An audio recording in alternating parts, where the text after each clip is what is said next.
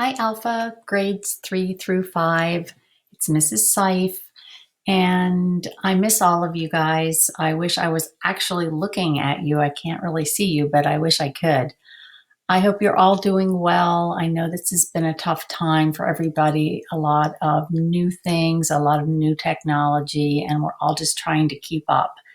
Um, Part of what I want to talk to you about this week is something new that you've just been exposed to because of remote learning, and those are the Google Apps. So I know a lot of you probably have played with Google Apps in the past, but now with remote learning, your teachers have asked you to use some of them. So I want to just do a short overview so that you can kind of get a sense of them and understand some more of the terminology. And that will help, I think, moving forward and again with next year.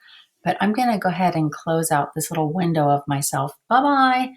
So you can concentrate on the slideshow. Okay, learning about Google Apps. Why are we doing it? Well, there are 3 reasons. As I mentioned, with remote learning, some of your teachers have been asking you to use Google Apps. And we hadn't really talked about them prior to this because we hadn't had access to them, as grades 3 through 5 did not have Google Apps. Moving forward, however, I think we're going to be using more of the Google Apps, and it's a good idea now at the end of the year to kind of think about them for next year. And third, there are just some really nice features that Google Apps offers. And one of the biggest features is that you have access to it at home, and it's free for you to use. Okay, what are Google Apps? All right, so this picture is showing you the Microsoft Office products that we've used, not the Google Apps. So we've used Microsoft Word when we want to write documents. We've used PowerPoint when we wanted to make slideshow presentations. We've used Excel when we wanted to do some number crunching. Remember for our, in February for our Valentine's project, we did candy counts.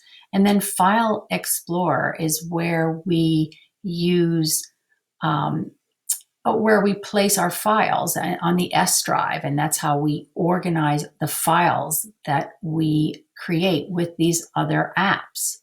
Okay, so, but the Google versions of these things are things you're probably coming across now that you're at home. So Microsoft Word, the Google app equivalent is what's called Google Docs. That's where you can write documents, letters, and reports and things. So there's a lot of the same features in Google Docs that you used to use in Microsoft Word. PowerPoint, its equivalent in Google is called Google Slides, because in PowerPoint, what do? We make slideshows, right? So Google Slides is the name of their product. The Microsoft Excel equivalent in Google is Google Sheets. And again, Google used the word sheets because what do we use and what do we make in Excel? Those are called spreadsheets, right? Where we do all of our number crunching and graphs. And then finally, File Explorer is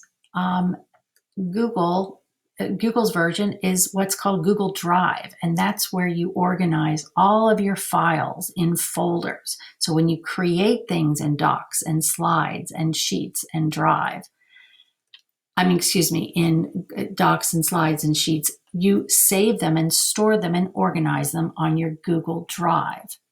Okay, I know that's a lot of information. And there's also a lot of other apps that we won't even talk about today. How do I find my apps? Well, I have another video back on Alpha Tech. So when you're finished here, when we're finished with this video, close on out and go back to the Alpha Tech tab and watch the second video. Okay, great.